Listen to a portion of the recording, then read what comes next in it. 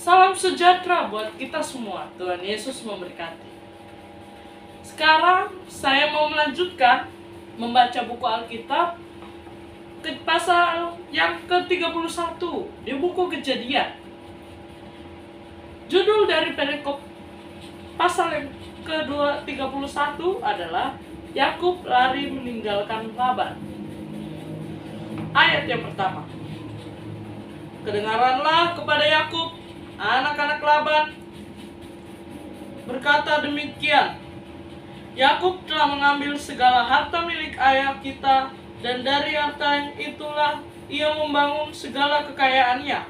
Lagi kelihatan kepada Yakub dari muka Laban, bahwa Laban tidak lagi seperti yang sudah-sudah kepadanya. Lalu berfirmanlah Tuhan kepada Yakub, pulanglah ke negeri nenek moyangmu dan kepada kaummu, dan aku akan menyertai engkau.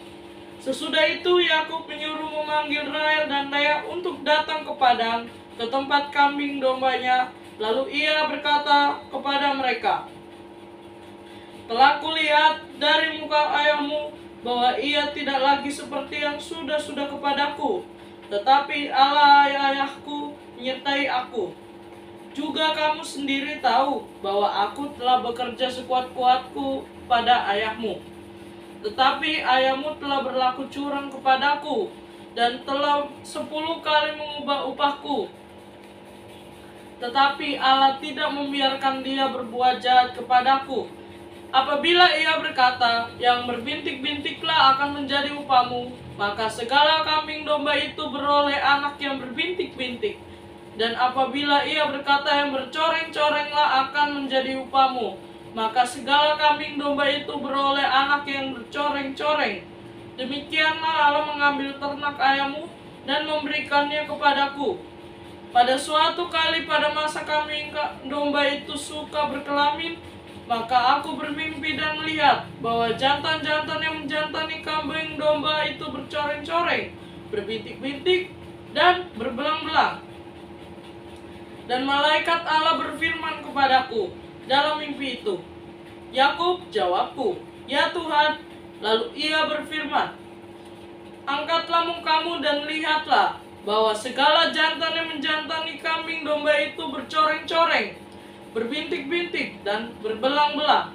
Sebab telah kulihat semua yang dilakukan oleh Laban itu kepadamu. Akulah Allah yang di Betel itu, di mana engkau mengurapi tugu dan di mana engkau bernazar kepadaku. Maka sekarang bersiaplah engkau, pergilah dari negeri ini dan pulanglah ke negeri sanak saudaramu. Lalu Rahel dan Lea menjawab Yakub, katanya, bukankah tidak ada lagi bagian atau warisan kami dalam rumah ayah kami? Bukankah kami ini dianggapnya sebagai orang asing karena ia telah menjual kami? Juga bagian kami telah dihabiskannya sama sekali. Tetapi segala kekayaan yang telah diambil Allah dari ayah kami adalah milik kami dan anak-anak kami. Maka sekarang perbuatlah segala yang difirmankan Allah kepadamu. Lalu bersiaplah Yakub, dinaikinya anak-anaknya dan istri-istrinya ke atas unta. Digiringnya seluruh ternaknya dan segala apa yang telah diperolehnya, yakni ternak kepunyaannya yang telah diperoleh di Padan Aram, dengan maksud pergi kepada Ishak ayahnya ke tanah Kanaan. Adapun Laban telah pergi menggunting bulu domba-dombanya. Ketika itulah Rahel mencuri terafim ayahnya. Dan Yakub mengakali Laban orang Aram itu dengan tidak memberitahukan kepadanya bahwa ia mau lari. Demikianlah ia lari dengan segala harta miliknya. Ia berangkat menyeberangi sungai Efrat dan berjalan menuju pegunungan Gilead. Perikop yang kedua, Laban mengejar Yakub. Ketika pada hari ketiga dikabarkan kepada Laban bahwa Yakub telah lari, dibawanyalah sanak saudaranya bersama-sama. Dikejarnya Yakub 7 hari perjalanan jauhnya, lalu ia dapat menyusulnya di pegunungan Gilead. Pada waktu malam datanglah Allah dalam suatu mimpi kepada Laban. orang Aram itu, serta berfirman kepadanya, "Jagalah baik-baik supaya engkau jangan mengatai Yakub dengan sepatah kata pun." Ketika Laban sampai kepada Yakub, Yakub telah memasang kemahnya di pegunungan, juga Laban dengan sanak saudaranya telah memasang kemahnya di pegunungan Gilead. Berkatalah Laban kepada Yakub, "Apakah yang kau perbuat ini? Maka engkau mengakali aku dan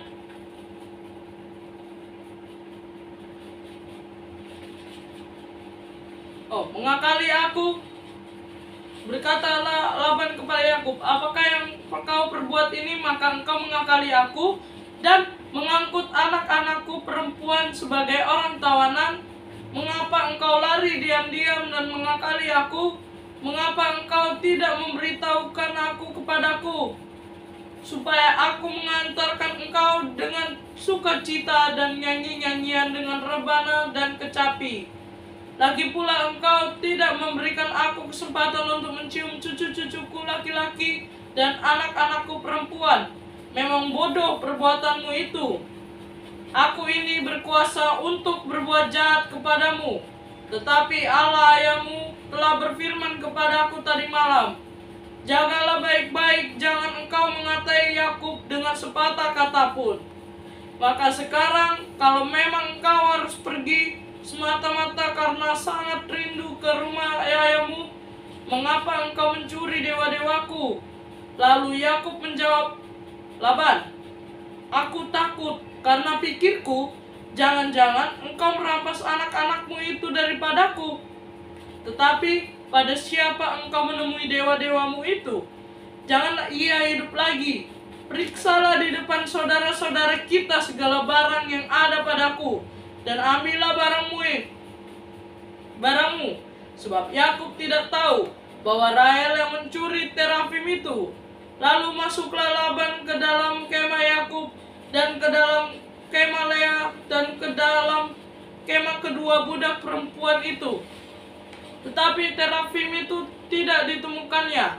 Setelah keluar dari kemah Lea, ia masuk ke dalam kemah Rahel. Tetapi Rahel telah mengambil terafim itu dan memasukkannya ke dalam pelana untanya dan duduk di atasnya. Laban menggeledah seluruh kemah itu, tetapi terafim itu tidak ditemuinya. Lalu kata Rahel kepada ayahnya, "Janganlah bapa marah, karena aku tidak dapat bangun berdiri di depanmu, sebab aku sedang haid." Dan Laban mencari dengan teliti, tetapi ia tidak menemui terafim itu. Lalu hati Yakub panas, dan ia bertengkar dengan Laban. Ia berkata kepada Laban, "Apakah kesalahanku? Apakah dosaku? Maka engkau memburu aku sehebat itu. Engkau telah menggeledah segala barangku. Sekarang apakah yang kau temui dari segala barang rumahmu? Letakkanlah di sini di depan saudara-saudaraku dan saudara-saudaramu, supaya mereka mengadili antara kita berdua. Selama 20 tahun ini akan bersama-sama dengan engkau. Domba dan kambing betinamu tidak pernah keguguran, dan jantan dari kambing dombamu tidak pernah kumakan. Yang diterkam oleh binatang buas tidak pernah kubawa kepadamu. Aku sendiri yang menggantinya dengan yang dicuri orang, baik waktu siang, baik waktu malam. Selalu engkau turut daripadaku. Aku dimakan panas hari waktu siang dan kedinginan waktu malam, dan mataku jauh daripada tertidur. Selama 20 tahun ini aku di rumahmu.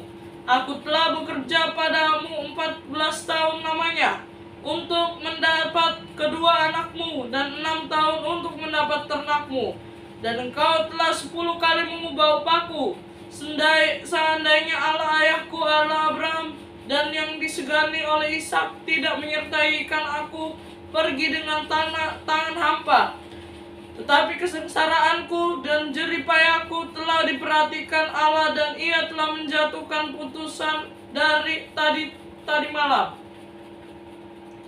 Perikop yang ketiga, perjanjian antara Yakub dan Laban. Lalu Laban menjawab Yakub, "Perempuan-perempuan ini anakku, dan anak-anak lelaki ini cucuku, dan ternak ini ternakku. Bahkan segala yang kau lihat di sini adalah milikku. Jadi, apakah yang dapat ku perbuat sekarang kepada anak-anakku?"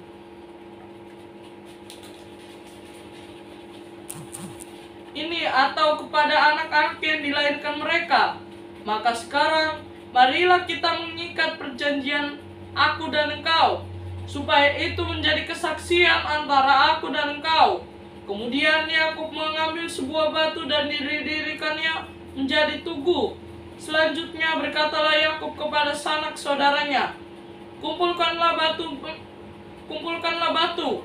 Maka mereka mengambil batu dan membuat timbunan. Lalu makanlah mereka di sana di dekat timbunan itu. Laban menamai timbunan batu itu Yegar Saduta, tetapi Yakub menamai Galet. Lalu kata Laban, "Timbunan batu inilah pada hari ini menjadi kesaksian antara aku dan engkau." Itulah sebabnya timbunan itu dinamai Galet dan juga Mispa. Sebab katanya, "Tuhan kiranya berjaga-jaga antara aku dan engkau apabila kita berjauhan. Jika engkau mengabaikan anak-anakku dan jika engkau mengambil istri lain di samping anak-anakku itu, ingatlah walaupun tidak ada orang di dekat kita, Allah juga yang menjadi saksi antara aku dan engkau." Selanjutnya kata Laban kepada Yakub, "Inilah timbunan batu dan inilah tugu yang kudirikan antara aku dan engkau. Timbunan batu dan tugu inilah menjadi kesaksian bahwa aku tidak akan melewati timbunan batu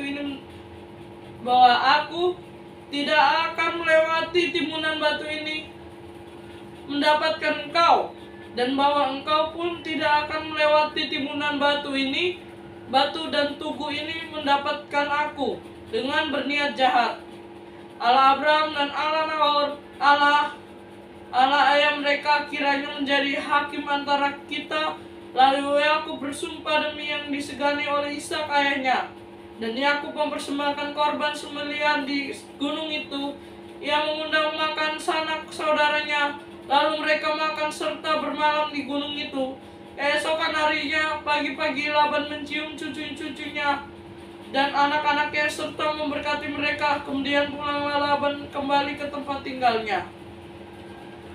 Semoga firman Tuhan yang telah saya bacakan ini dapat memotivasi kita dalam kehidupan kita sehari-hari. Semoga agar dapat didapati firman ini baik di hati kita, agar kita dapat membedakan yang baik dan membedakan yang salah. Tuhan Yesus memberkati. Amin.